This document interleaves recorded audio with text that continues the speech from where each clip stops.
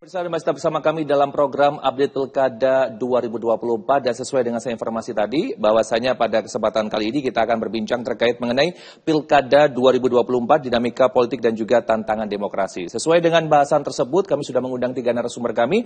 Saya akan sapa terlebih dahulu, pakarnya sudah ada Pak Suko Widodo, pakar komunikasi politik Universitas Airlangga Surabaya. Apa kabar Pak Suko?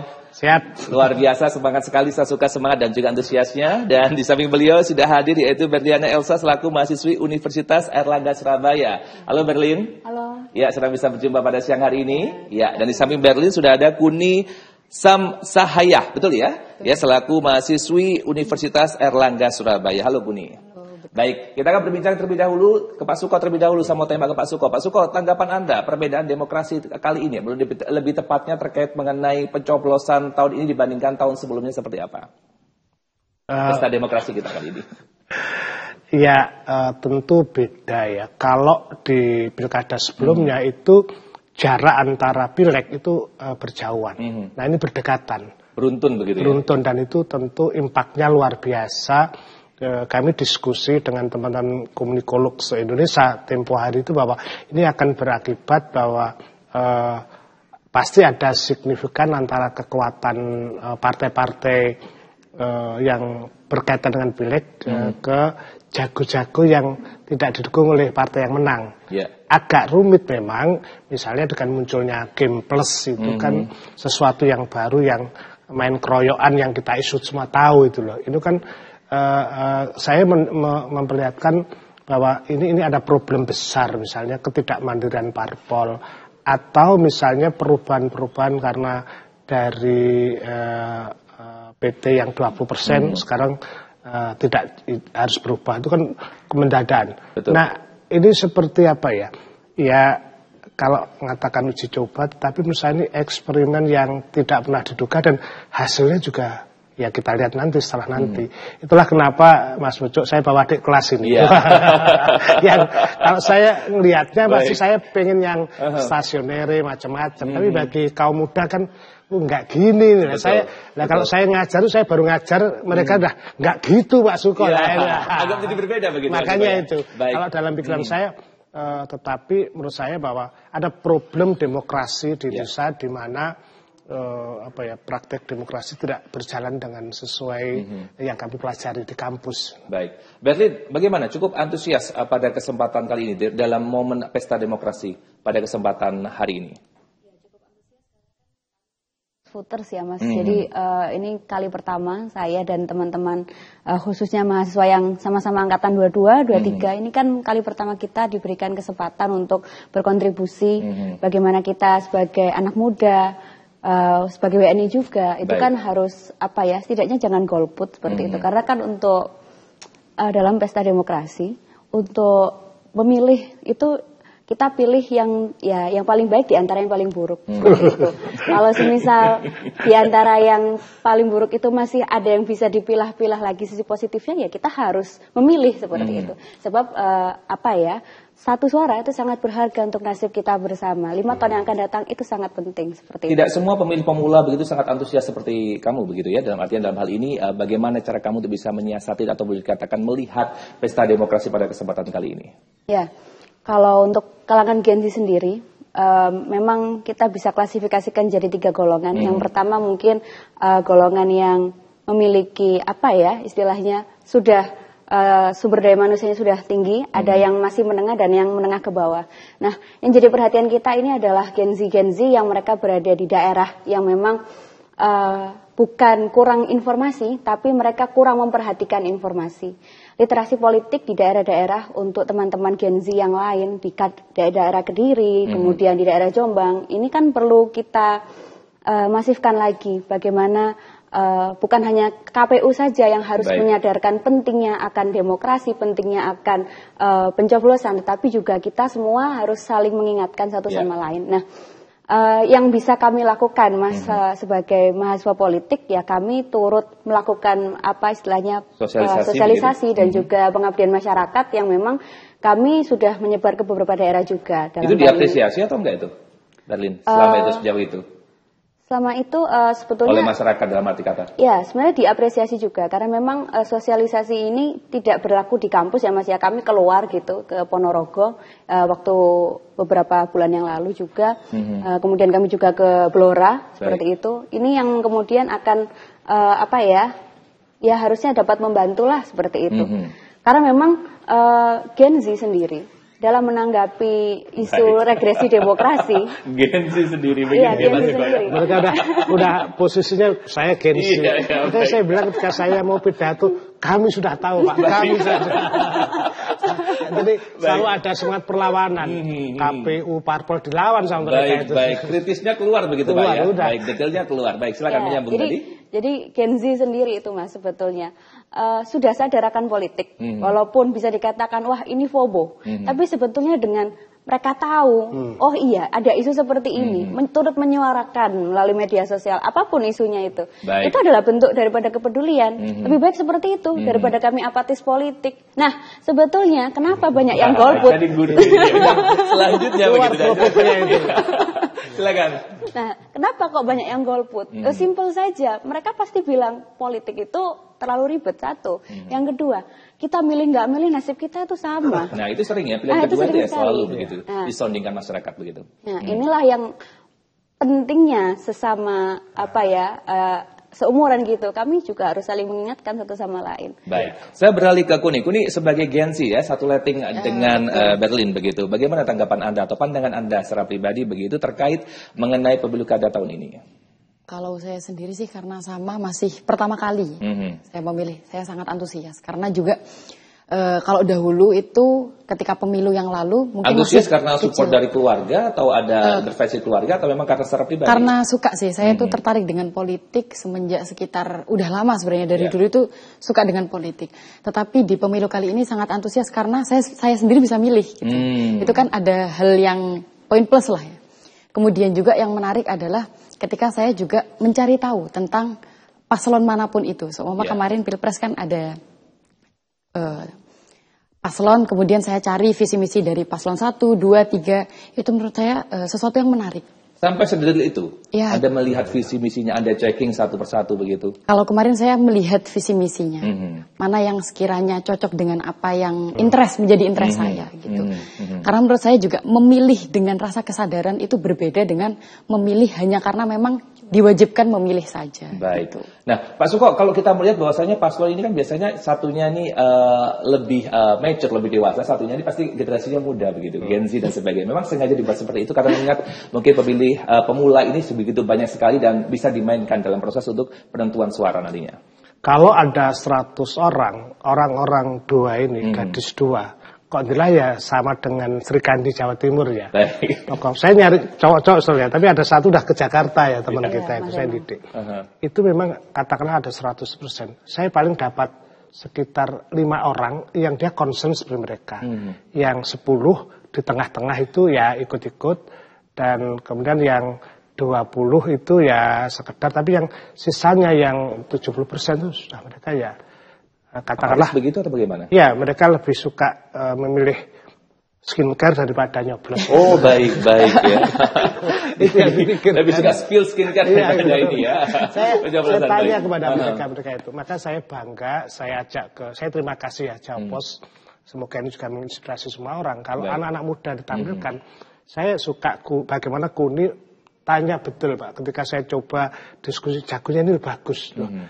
Bukannya dia tunduk, tapi apa visi mereka Pak Suko. Ini kan menarik bagi saya. Jadi dia tidak lagi terpengaruh misalnya nepotisme atau bahkan oligarki macam atau uang, barangkali mereka sangat orang yang steril terhadap hal semacam itu. Sebenarnya anak muda di Indonesia sih berpotensikah seperti mereka berdua begitu Pak Suko, dalam arti kata lebih kritis begitu menyikapi partai politik yang ada, paslon yang ada, proses demokrasi yang ada, pengawalan, monitoring dan sebagainya. Sejak ketika revolusi 4.0 kemudian teknologi komunikasi dan medsos terutama itu memang membuat perubahan luar biasa. Meskipun ada juga anak muda yang kemudian terlibat dalam pergulatan praktek yang salah, dia ikut aja kadang-kadang itu loh. Jadi sangat mekanis sekali mengikuti petunjuk, dia jadi buzzer, dia bekerja. Tapi 2 orang itu adalah contoh bagaimana dia menggunakan politik gagasan, ideologi itu menjadi pertimbangan-pertimbangan di dalam memilih itu loh. Nah, karena itu saya tetap optimis ya, optimis terhadap masa depan Indonesia meskipun hasil pilkadanya itu kita nggak tahu. Saya berharap orang-orang muda itu mengawal janji mereka. Sekali lagi harus dikawal. Ini sudah tidak ada saatnya lagi misalnya permakluman terhadap kesalahan dan sebagainya itu. Makanya kalau Mas Pucuk kan masih muda, harus jadi komandan mereka lah untuk maju. Baik. Nah, kalau kita sambung lagi Kuni terkait mengenai sosial media, platform sosial media, seberapa perannya penting begitu peran sosial media dalam proses untuk bisa membantu kamu untuk bisa menentukan proses demokrasi yang sudah ada? Sosial media kalau menurut saya sangat penting karena juga banyak informasi yang menyebarnya itu dari sosial media. Terutama Gen Z sendiri. Kalau saya melihat ya, berdasarkan diskusi juga dengan teman-teman, bahwa kampanye-kampanye yang masih menggunakan banner, itu sebenarnya kalau untuk Gen Z itu menurut saya, dan menurut kami, itu agak kurang relevan gitu. Dan buat apa mereka masang... ya di sosial media itu tadi. Di sosial media itu sangat masif. Tetapi karena gerakan yang sangat masif dan semua orang tuh bisa mengakses sosial media, kita tahu bahwa minusnya Indonesia adalah di kemampuan literasi yang ada sekitar 0,001% gitu loh. Kemudian kemampuan kita itu literasinya sangat minim. Ya, akhirnya apa? Ya, sayangnya saya potong. Ini yang tidak dimanfaatkan oleh partai politik karena caleg-calegnya dia main model lama, masif, menggunakan uang gitu aja. Padahal kan mereka hanya butuh ada ruang interaksinya. Jadi medsos tapi tidak sekedar one way. Tapi harus ada dua arah begitu. Ya, itu yang ya, ada respon, ada feedbacknya begitu ya. Ada feedbacknya. Kemudian juga karena juga masifnya teknologi, kadang orang-orang Gen Z minusnya yang kurang budaya literasinya itu hanya sekedar melihat video-video postingan-postingan yang itu menurut saya juga hoax gitu. Jadi Kun, menurut kamu pribadi, apakah memang mereka yang sudah terpilih atau yang menang dalam pemilu kada, caleg ya, caleg yang ada, bahkan kemudian presiden yang ada, mereka memanfaatkan dengan cukup baik begitu sosial media yang ada? Menurut saya cukup baik. Sekarang tuh para politisi itu udah mulai menyadari bahwa sasaran mereka itu bukan hanya baby boomers gitu. Ada Gen Z yang sekitar 28%, kemudian ada milenial yang sekitar 26%, itu kan angka yang cukup tinggi. Sedangkan mereka itu semua sudah terpapar dengan teknologi dengan kalau presentasinya kan sekitar 77%. Orang Indonesia sudah melek dengan teknologi. Paling tidak dia terakses dengan internet. Jadi sekarang sendiri juga politisi sudah menggunakan gimana caranya dia membentuk opini publik, kemudian citra yang baik agar pemilihnya itu bisa ada trust. Dan ketika ada trust tentu saja memilih pemilih tersebut, memilih politisi tersebut. 77% dari menggunakan sosial media ya. Jadi kalau ada orang ngomong maaf chattingnya nggak terbaca, itu adalah nonsense ya, mau kosong ya. Baik, kita harus break dulu sejenak Pak Suko, Berli dan juga Kuni. Pemirsa dan jangan berlari kemana-mana, kami akan segera kembali tentunya saat-saat berikut ini.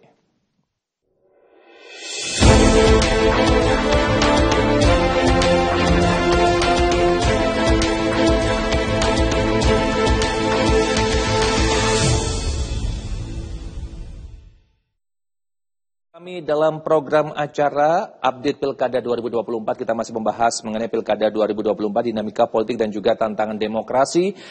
Namanya politik tidak pernah jauh dari namanya money politik, begitu Pak Suko ya. Dan ini masih sering terjadi, kita ketahui apalagi di daerah-daerah yang mereka minim literasi atau bahkan minim informasi atau bahkan pengetahuan terkait mengenai politik, sangat mudah sekali dimainkan dalam proses money politik ini. Tanggapan Anda sedikit Pak Suko. Ini saya mewakili The Last Emperor Baby Bomber ya. The Last Emperor Perang Dunia Kedua. Saya mulai menyaksikan money politik itu ketika pilihan lurah ya, di desa itu. Tapi ketika saya tahun 82 itu milih pertama pilihan pemilu, nggak ada sama sekali Mas. Nggak ada. Kalau di Pilkades ada ya. Misalnya bentuknya ya biasanya itu tradisi ya. Karena maksudnya saya sebut karena seringkali itu jadi rujukan. Tapi rujukan yang salah kan tidak boleh, generasi harus berubah. Nah, kalau misalnya kekuasaan diambil dengan cara-cara transaksi, maka kan sesaat. Padahal kan dia terpilih untuk jangka panjang. Betul. Ada kemunduran besar dalam saat ini, sehingga dalam beberapa hari kita lihat misalnya orang narik berapa triliun di bank-bank itu, dan itu bukan ilusi, itu bukan isapan jempol. Dan saya yakin Bawaslu juga banyak tahu, aparat juga tahu. Tapi tindakan itu yang kemudian seperti dibiarkan. Saya sering juga mendapat keluhan-keluhan, misalnya mereka caleg yang dia dalam pandangan dalam pandangan saya, idealisme teori itu, ini orang ini layak karena dia sudah melakukan, ya termasuk menggunakan medsos, dia sudah menyelesaikan, tapi kenapa tidak jadi? Ada beberapa kasus itu.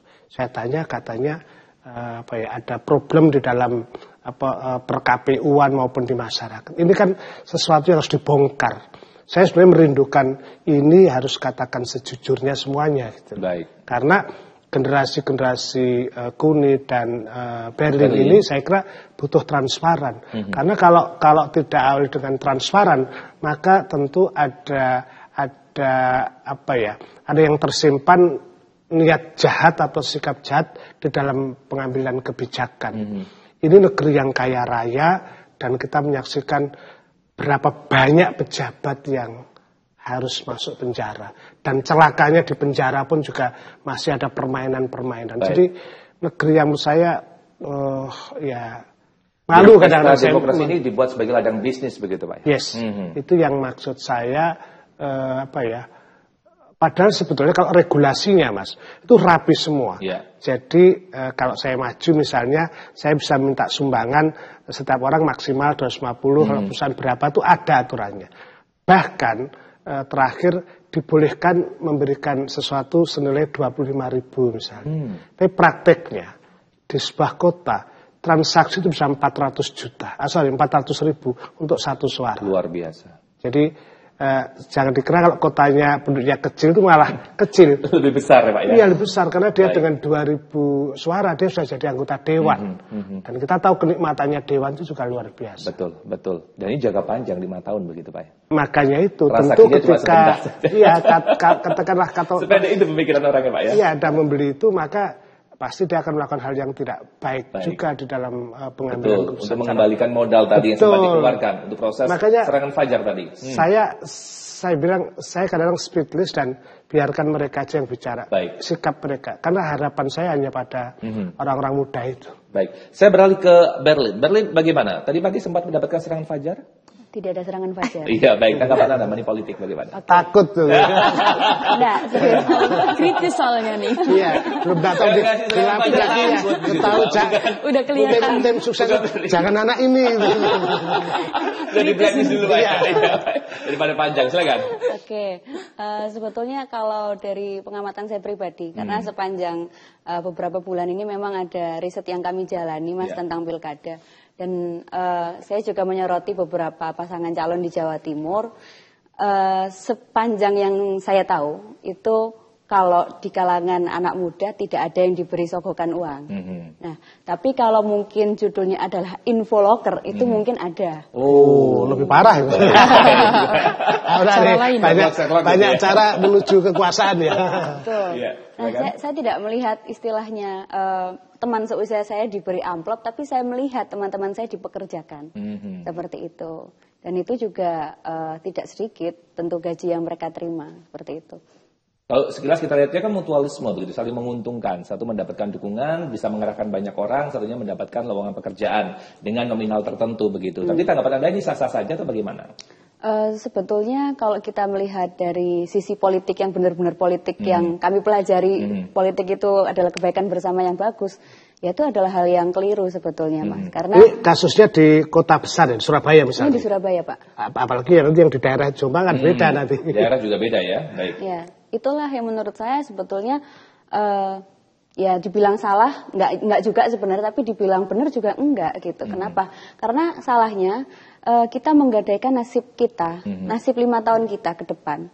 Bukan hanya untuk diri kita, tapi juga untuk semua orang di Jawa Timur itu kepada orang-orang tertentu. Itu adalah cara yang salah, seperti itu. Kemudian yang kedua, menurut saya pribadi, seharusnya kebaikan bersama itu adalah konsep di mana pemimpin itu ya udah dia kalau memang memiliki public trust yang tinggi, harusnya nggak perlu pakai begitu, itu juga bisa. Seperti itu. Baik, pertanyaan saya cukup simpel. Apa yang melatar belakangi Anda begitu sehingga Anda sampai sedetil ini dan juga se-concern ini terkait mengenai politik di Indonesia? Ya, sebetulnya simpel saja. Saya memang mempunyai interest kepada politik itu sejak SMP, Mas. Dan memang cita-cita saya itu ingin bergerak di politik praktis sejak saya maba. Sehingga kepedulian saya terhadap politik juga tinggi. Menurut saya pribadi, sayang kalau misalnya kita sebagai warga Indonesia kecewa dengan negara, tapi bentuk kekecewaannya adalah pindah ke negara lain, itu adalah suatu hal yang tidak bagus sebetulnya. Baik, tapi permasalahan tidak semua anak muda begitu sama seperti Anda. Bagaimana cara Anda membuat mereka melek terkait mengenai politik? Ya, mungkin saya akan kembali lagi kepada literasi politik. Sekali lagi kita harus menyadarkan pelan-pelan betapa pentingnya suara satu rakyat untuk nasib negara. Kita mengingatkan teman-teman kita secara baik-baik melalui tongkrongan-tongkrongan seperti itu. Kita selami mereka. Karena memang tidak semua Gen Z, sekali lagi mereka itu melek politik, terutama yang ada di daerah. Bukan Gen Z sekarang ini obrolan politik begitu? Kalau saat ini, kalau di Surabaya saya melihat tidak terlalu turun ya angkanya. Maksudnya ada yang masih peduli dan ada yang tidak. Nah, ada beberapa teman saya memang sangat tidak peduli dengan politik. Ya mungkin karena mereka anak sains teknologi ya, itu wajar. Tapi saya mencoba untuk menyadarkan mereka betapa pentingnya tentang politik. Kalau misalnya saya pernah berkata kepada mereka, kamu kalau ditawarin orang, nanti milih ini ya, kamu dikasih ini. Loh, tapi aku nggak dapat amplop, Bar. Aku dapatnya Shopee Pay, ya apapun itu, saya bilang gitu. Coba kamu telusuri lagi. Coba kamu telusuri lagi. Kira-kira calon ini kira-kira bagaimana? Sesuaikah dengan dengan prinsip-prinsip yang kamu anut seperti itu? Jangan langsung iya diiyain, jangan gitu, saya bilang gitu. Kamu baca visi misinya, sosial media paslon itu juga pasti akan diaktifkan seperti itu. Nggak mungkin zaman sekarang seorang politisi, apalagi petahana, nggak punya Instagram, nggak punya TikTok, tidak mungkin. Pasti mereka promosi juga dari situ. Mempekerjakan anak muda. Tapi berarti tidak semua loh. Kalau saya lihat beberapa kasus yang terjadi begitu, saya mengamati sosial media dari mereka yang mencalonkan diri sebagai kepala daerah. Beberapa yang mungkin kota besar, mereka sangat aktif sekali. Tapi beberapa hanya sebagai bentuk formalitas saja. Jadi tidak terlalu aktif, tanggapan juga tidak terlalu bagaimana-bagaimana, postingan juga sangat terbatas. Tanggapan Anda bagaimana? Sebelum saya beralih ke Kuni. Oke. Tanggapannya bagaimana? Ini sekali lagi Mas, kita melihat segmentasi masyarakatnya terlebih dahulu. Kalau dalam pemasaran politik, tim ses itu kan akan memetakan, sebelum mereka memperkenalkan calon itu mereka akan memetakan apa sih yang dibutuhkan pasar. Itu satu. Kalau memang pasar yang dibutuhkan misalnya di daerah, saya ambil contoh mungkin di daerah Jogja ya, misalnya di Bantul, itu kan memang SDM-nya cukup rendah di Bantul, sehingga mungkin pasangan calon ya yang sedang mencalonkan diri tidak terlalu berfokus kepada sosial media, mungkin lebih kepada kampanye secara konvensional dan pendekatan secara langsung begitu. Iya, pendekatan secara langsung, door to door. Itu sebetulnya lebih efektif karena memang mangsa pasarnya itu tidak mengenal media sosial. Sehingga wajar kalau beberapa daerah ya calon-calonnya itu tidak terlalu masif di media sosial. Nah, ini saya coba compare kembali dengan apa yang katakan Kuni tadi, bahwa Kuni tadi mengatakan sosial media sangat berperan aktif sekali dalam proses untuk bisa pengenalan pasangan calon dan juga visi misi dan sebagainya. Lantas bagaimana menanggapi yang disampaikan barusan oleh Berlin tadi? Ya, memang seperti yang kita ini bukan debat, ini debat politik. Bukan adu ya. Tapi saya tahu pandangan Anda bagaimana? Tanggapan Anda bagaimana? Kalau yang saya ketahui karena sosial media itu cara termurah lah ibaratnya untuk kampanye, gitu kan, cara termurah. Maka sekarang yang saya lihat cukup masif gerakannya gitu. Dari paling tidak dari kepala daerah lah, kepala daerah paling tidak bupati atau gubernur itu rata-rata semuanya juga sudah mulai di sosial media. Entah itu lewat berita atau lewat sosial media seperti Instagram, TikTok dan lain-lain. Bahkan daily activity mereka juga mereka posting ya, makan pecel atau apa dan sebagainya. Yang ringan-ringan gitu. Ya, ringan karena mungkin begitu. Juga Gen suka Z juga anak muda begitu dengan yang ringan-ringan. Saya yang tua begini suka yang ringan-ringan begitu. Kalau anak muda bagaimana? Kalau menurut saya sih juga suka, terutama orang-orang yang tidak seperti terlalu mau mikir gitu. Begitu ya, dan artinya nggak terlalu soft selling lah. Soft selling begitu ya. Lah.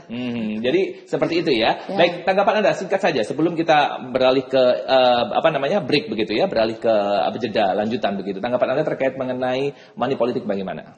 Kalau saya sangat tidak setuju dengan money politik karena itu bisa merusak integritas dari demokrasi itu sendiri. Anda tidak setuju, teman-teman Anda bagaimana sejauh ini?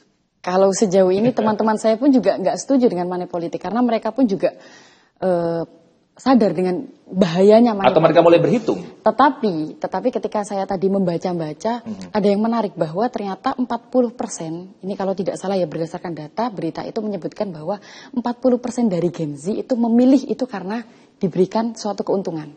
Salah satunya mungkin dari loker, kemudian dari uang. Itu yang menurut saya, wow, 40%. Itu kan angka yang cukup tinggi. Baik, dasar loker. Ini bahaya betul, Mas Pucuk. Ini harus disiarkan lagi karena hari berikutnya kita akan kawal hasil dari pilkada. Baik. Jadi kita harus punya kecurigaan karena hanya dengan cara kita mencabar hasil itu kita akan terus kalah dan kita akan menjadi para jongos-jongos politik kalau kita tidak melakukan pembedaan semacam ini. Baik, kita berikan tanda koma terlebih dahulu, nanti kita akan sambung lagi perbincangan kita. Pemirsa, jangan berlari kemana-mana, kami akan segera hadir kembali tentunya saat jeda pariwara berikut ini.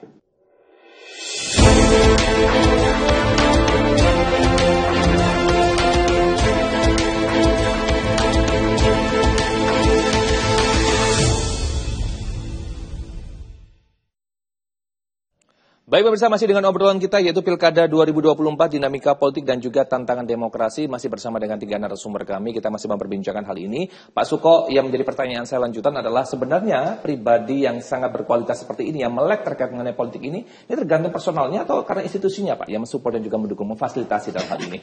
Ya. Di sini Pak cuma sampai menolak begitu ya. Bagaimana? Saya kira sejak 98 dan pasca itu tidak ada lagi misalnya individu yang terlembagakan dalam sebuah gerakan. Hampir semua perubahan-perubahan sebuah negara, daerah itu kan karena anak muda. Terjadi kekosongan di dalam terakhir ini. Bahkan kalau boleh saya mengkritik, misalnya BEM seringkali justru menjalankan kegiatan yang dikontrol oleh kekuasaan yang besar. Maka memang kerja harus punya ruang baru, public sphere yang dilakukan. Kebetulan tahun ini saya buat di Surabaya itu namanya Munio. Munio itu speak up list. Dan ruang ini memang sudah ada yang ngiri-ngiri ya. Ada lembaga yang Pak Suko saya danai. Saya bilang enggak. Udah kita datang bawa duit 25.000 beli kopi sama-sama. Tapi sedikit, tidak terlalu banyak. Tidak terlalu banyak saya membuat gerakan itu. Saya hanya ngajak bahwa mari kita murnikan idealisme tentang kebenaran sebuah negara. Kalau tadi Kuni menyebut, itu kan memang kalau menurut Aristoteles, biar kelihatan dosennya dahulu, politik itu kan cara masyarakat untuk untuk mencari tujuan kebaikan bersama. Baik. Nah prakteknya ternyata tidak berjalan seperti itu. Nah kalau terus-menerus kita tahu defisit, utang kita banyak, itu kan sumber persoalannya pada korupsi. Nah kalau mereka kemudian saya selalu memprovok mereka karena apa? Kalau bukan Anda siapa lagi yang menyelamatkan? Ini yang menurut saya ke depan harus. Kalau awal masih ada waktu reformasi itu ada KIP. Anda kan ikut komite independen pemantau pemilu. Sekarang nggak ada lagi gerakan seperti itu. Ini karena Pak Suko, menurut pandangan Anda? Ya. Tidak ada munculnya gerakan-gerakan semacam tadi itu? Praktis hampir tidak ada. Dan itu yang saya kira itu kan. Dan mestinya siapa yang bertanggung jawab? Ya partai politik. Partai politik jangan hanya datang ketika 5 tahun sekali. Mestinya termasuk adanya medsos itu dia harus dihidupkan. Ruang itu, nah kalau kemudian 22% pemilih baru ada kemudian yang lainnya 2%, total 61% yang melek internet itu. Maka kalau partai politik masih dengan cara konvensional akan lenyap mereka. Baik. Baru. Nah ini menarik sekali. Menyambung apa dikatakan oleh Pak Suko tadi, Berlin, tanggapan Anda atau mungkin boleh dikatakan ide Anda apa kira-kira penyesuaian yang perlu dilakukan oleh partai politik dalam proses kampanye atau campaign kepada publik secara luas begitu sehingga mereka banyak atau pemilih pemula begitu banyak untuk melakukan gerakan-gerakan khusus dalam proses pemilu kada, pemilu dan sebagainya. Nah, simpel aja. Sebetulnya partai politik itu sekarang di Indonesia itu kelembagaannya bisa dibilang melemah, Mas. Menurut kami seperti itu. Kenapa? Karena harusnya di Surabaya melemah nggak nih? Baik, silakan. Dibilang melemah karena sebetulnya bisa saja partai-partai politik itu ya tentu melemah ya Mas di Surabaya saya jawab ya. Menyambung Mas Suko. Baik. Ini kita berpikir gitu ya. Hubungannya dengan kotak kosong dia. Silakan. Ya sebenarnya bisa dibilang melemah loh. Kenapa? Karena Sebetulnya sistem kepartaian atau party system institutionalization itu akan ada dalam suatu negara ketika partai-partai tersebut itu mampu berinteraksi. Interaksinya bisa apa saja, bisa negosiasi, bisa koalisi, bisa oposisi. Nah, kalau tidak ada oposisi, hanya ada koalisi, itu kemungkinan besar maka pemerintahan yang berjalan itu kurang stabil. Bisa jadi stabil tapi tidak tidak akuntabel, kurang transparan karena tidak ada pihak yang mengkritisi. Nah, pentingnya oposisi, walaupun kalimat oposisi itu adalah kalimat yang identik dengan sakit hati, kekalahan dan sebagainya, tetapi kalau tidak ada oposisi maka tidak akan ada pengimbang di dalam pemerintahan tersebut. Sebab eksekutif membutuhkan legislatif yang mampu mengkritisi kinerja eksekutifnya. Legislatif dengan legislatif di dalam internalnya legislatif pun juga harus saling mengingatkan. Kalau semua sepakat dan sepakat, siapa yang akan mengingatkan? Kebijakan publik mana yang harus dievaluasi? Apa semua harus aminkan bersama di dalam forum? Kan tidak begitu caranya. Nah, kelembagaan partai itu harus menguat, baik itu di dalam internal partainya sendiri maupun di masyarakat. Kalau partai menginginkan perolehan suaranya besar, ya jangan mengkritis istilahnya jangan menggunakan politik uang saja gitu loh. Seperti yang dikatakan Mbak Kuni tadi, bahwa memasifkan media sosial itu juga sangat penting. Kemudian satu lagi, proses rekrutmen partai. Kami melihat dan menyoroti betul, rekrutmen partai itu bisa dibilang ada separuh yang transparan, ada yang tidak gitu. Ada yang close recruitment gitu ya, lucu ya, kayak apa gitu. Iya, baik. Sebenarnya kalau Anda mengarah kemana, baik.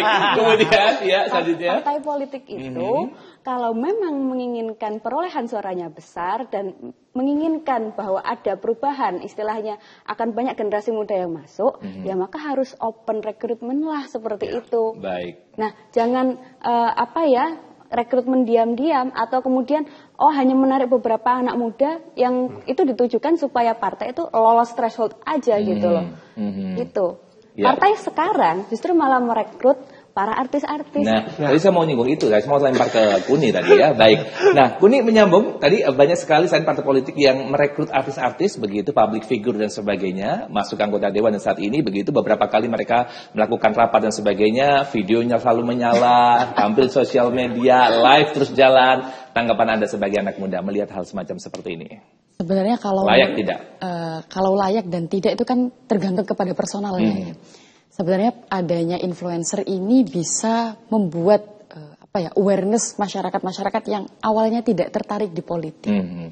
Mereka melihat idolanya masuk ke politik, akhirnya mereka penasaran dengan apa sih politik itu. Kemudian kan yang saya lihat influencer itu kan membawanya dengan cara-cara yang tadi. Seperti Mas bilang bahwa mereka dengan santai. Yang mana itu orang-orang yang apatis awalnya, kemudian orang-orang yang tidak tertarik, kemudian generasi-generasi yang suka dengan hal-hal yang tidak berguna dan lucu-lucuan, itu mereka menjadi tertarik sehingga partisipasi politik itu menjadi naik gitu. Itu kalau dilihat baiknya. Tapi sisi negatifnya, apakah artis-artis tersebut memang benar dia bisa mewakilkan suara-suara, dan apakah memang benar passionnya dia, kemudian jiwanya dia itu ada di politik, ataukah parpol itu hanya menarik dia itu hanya untuk suara saja. Itu kan yang menjadi pertanyaan. Yang mana itu juga harus jadi concern dari kita anak muda. Jadi memilih orang pun, andai kata orang tersebut baik, kan kita lihat rekam jejaknya.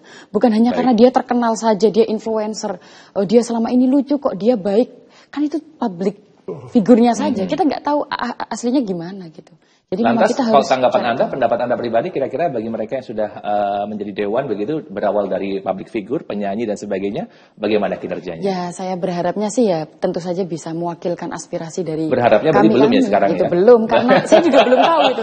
Dan menurut saya sebenarnya agak kurang setuju sih. Baik. Biarkan mereka sebenarnya keahlian di artis ya sudahlah, kamu jadi artis saja. Biarkan orang-orang yang memang punya ketertarikan dan biarkan orang-orang yang memang berjiwa dari awal politik gitu. Saya tuh kurang tertarik dengan semua orang yang andai kata dia masuk ke politik tapi ujuk-ujuk gitu bahasanya. Udah mau pilkada baru tiba-tiba nongol terus bagi-bagikan Baik. terus dikontenin, itu aku yang saya yang kurang Saya pikir setuju. dulu di awal saya yang punya permasalahan secara psikologis, ternyata saya punya teman ternyata saya normal Pak ya. Saya pikir oke, saya aman begitu ya. Baik, nah sekarang kita akan beralih ke salah satu reporter Jawa Post TV yang akan melaporkan secara langsung di daerahnya, yaitu Febiano. Ya, halo rekan Febiano. Suaranya masuk? Ya, rekan Febiano silakan langsung melaporkan untuk proses pemilu kada di daerah Anda. Ya, terima kasih Mas Busok dan pemirsa. Saat ini saya sudah berada di kantor DPD Partai PDIP, di mana baru saja calon gubernur dari nomor urut 2, Wayan Koster, baru saja memasuki kantor DPD PDIP. Untuk sementara ini, perhitungan suara masih dilakukan di masing-masing TPS.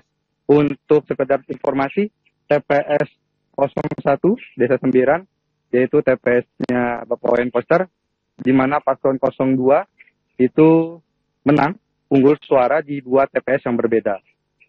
Lalu untuk di TPS dari wakilnya, Pak Giri Prasetyo, sampai saat ini masih belum terkonfirmasi apakah unggul ataukah tidak. Begitu Mas Busok.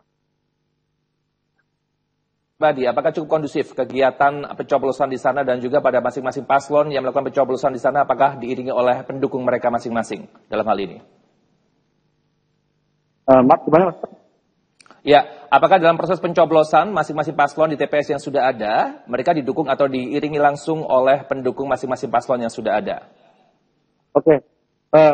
Untuk kedua paslon, baik nomor 1 dan nomor 2, tadi pagi saat melakukan memberikan hak suaranya, para paslon ini tidak membawa dukungan atau tidak membawa para pendukung, tapi bersama keluarga besarnya mereka memberikan hak suaranya, gitu. Dan sejauh ini sampai sore hari ini kondisi pantauan di lapangan pilkada berjalan lancar dan aman, karena hal ini didukung oleh pihak kepolisian, tentara maupun Linmas, di mana pada pantauan kami pada siang tadi, polisi melakukan juga patroli keliling ke beberapa TPS untuk memastikan situasi di beberapa TPS cukup aman dan nyaman bagi para pemilih melakukan pencoblosan. Begitu. Baik, antusias masyarakat bagaimana, Febiano, terkait mengenai pencoblosan pada hari ini? Baik, beberapa di TPS sampai estimasi membutuhkan waktu untuk pencoblosan sampai menunggu hingga 1 jam. Ini terlihat masyarakat berbondong-bondong untuk memberikan hak suaranya. Bahkan di beberapa TPS DPT dipisah atau dibagi ke TPS lain. Ini untuk memaksimalkan atau agar suara masyarakat semuanya dapat terpenuhi untuk diberikan. Begitu. Baik, terima kasih Febiano dan selamat bertugas kembali. Baik pemirsa, kita beralih ke salah satu reporter Jawa Post TV, Bayu, yang saat ini ada di TPS, tempat di mana paslon cagup nomor urut 1 begitu melakukan pencoblosan. Halo Bayu. Halo, selamat siang. Ya, Bayu, Selamat siang. Bagaimana? Ya, selamat siang Bayu. Baik, Bayu silakan menjelaskan secara langsung untuk kegiatan pencoblosan di tempat TPS paslon cagup nomor urut 1. Ya, bisa saya sampaikan hingga saat ini di TPS tempat paslon nomor urut 1, yaitu wakilnya, Agus Suratnyana mencoblos. Saat ini sedang dilakukan tahap penghitungan suara Pilwalkot Denpasar, di mana di TPS 08 dan TPS 09 saat ini sudah memasuki tahap penghitungan suara Pilwalkot. Begitu. Untuk hasil yang diperoleh dari TPS tempat Pak Putu Agus mencoblos tadi pagi dapat berumuskan bahwa pasangan nomor urut 1 itu unggul hanya dengan 1 angka. Pertarungan terjadi di sini dan di TPS sebelahnya pun demikian, hanya selisih 12 angka. Ya. Di TPS 09 itu selisihnya hanya 111 dan 110. Kemudian di TPS 08 hanya 12 angka terpaut seperti itu. Baik, bisa diinformasikan terkait mengenai Pak Putu Agus Suratnyana melakukan pencoblosan lebih tepatnya pukul berapa? Bersama dengan siapa? Ya, tepat tadi pagi sekitar pukul 8 WITA, Pak Agus bersama istri dan anaknya menggunakan pakaian adat dan mengendarai sepeda motor begitu menuju TPS tempatnya mencoblos, karena memang beliau memiliki rumah juga di kawasan TPS tersebut. Apakah pendukung juga ikut menyertai begitu, membersamai beliau pada saat melakukan pencoblosan? Sementara untuk pendukung sendiri yang berdasarkan yang saya lihat tadi dan pantau, dapat dikatakan bahwa untuk pendukung lebih ramai di tempat pasangan yang mencoblos, yaitu Made Mulyawan Arya atau Degajah di TPS 12 Pemecutan dan Pasar Barat. Di sana memang beliau juga sempat bercengkrama begitu dengan pendukung maupun rekan atau kerabatnya di TPS tersebut di 12 Pemecutan dan Pasar Barat. Baik, terakhir Bayu, ada catatan kecil untuk pemirsa Jawa Post TV yang bisa Anda sampaikan?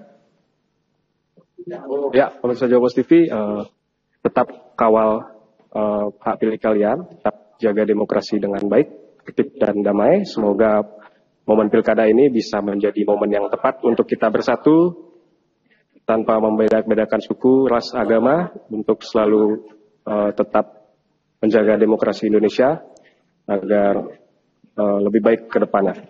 Baik, terima kasih rekan Bayu dan selamat bertugas kembali. Pemirsa, kita harus break kembali sejenak. Anda jangan beralih kemana-mana, tetap bersama kami dalam program acara Update Pilkada 2024.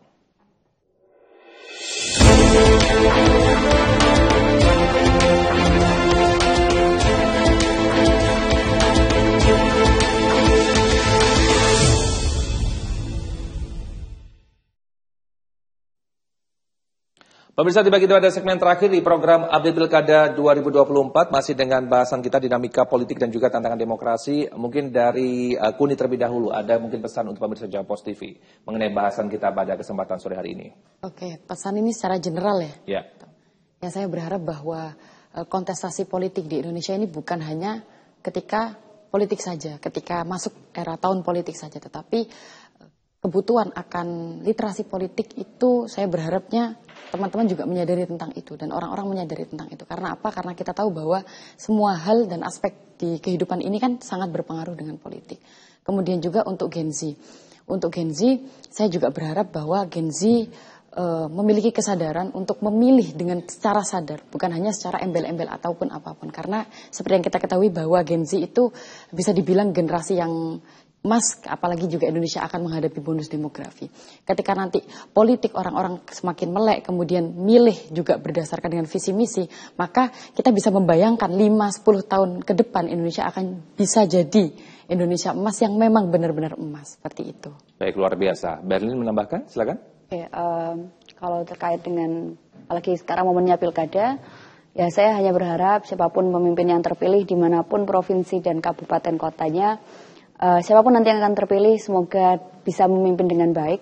Sebab kami mengharapkan dari pusat ke daerah itu bukan berarti daerah harus tunduk kepada pusat, tapi daerah juga harus bisa mengembangkan otonominya sendiri.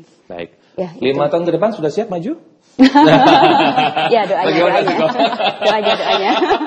Emas nih, emas. Ya, baik. Terakhir Mas Suko, gongnya, monggo. Ya, politik itu harus kita lakukan setiap hari, bukan 5 tahun sekali. Di dalam 2 tahun terakhir kita sibuk menyiapkan, merencanakan, mencari suara. Itu terjadi karena partai politik sebagai lembaga yang sah untuk ikut kontestasi hanya hadir model 5 tahun. Seharusnya ketika hari ini menang, besoknya juga harus menjalankan fungsi-fungsi. Teknologi informasi, pengetahuan, dan anak-anak muda yang hebat, ini adalah bagian dari membuat politik untuk kebaikan masa depan. Jika 3 hal ini tidak dilakukan, maka partai politik akan ditinggalkan dan akan terpuruk karena cara-cara yang sangat konvensional dilakukan. Indonesia sudah sangat berubah, teknologi pengetahuan berubah, maka mari kita buat perubahan-perubahan di dalam cara berpolitik. Hanya dengan cara itu Indonesia akan mendapatkan pemimpin dan orang-orang serta kebijakan yang berpihak pada rakyat, yang berpihak dengan cara yang benar dan jujur. Baik, luar biasa. Saya ucapkan terima kasih banyak atas waktu Pak Suko. Berlin, terima kasih sekali. Dan juga Kuni, terima kasih. Senang bisa berbincang dengan Anda bertiga dan sukses selalu, kita ketemu dengan kesempatan. Pemirsa, Anda jangan ganti channel Anda. Kami akan terus mengupdate terkait mengenai pemilu kada tahun 2024. Akhir kata saya Pucari Saldi mewakili kru kerabat kerja yang bertugas mengucapkan banyak terima kasih atas perhatian Anda. Jangan lupa menyaksikan Jawa Pos TV, independen, respect, menghibur. Selamat sore dan sampai jumpa.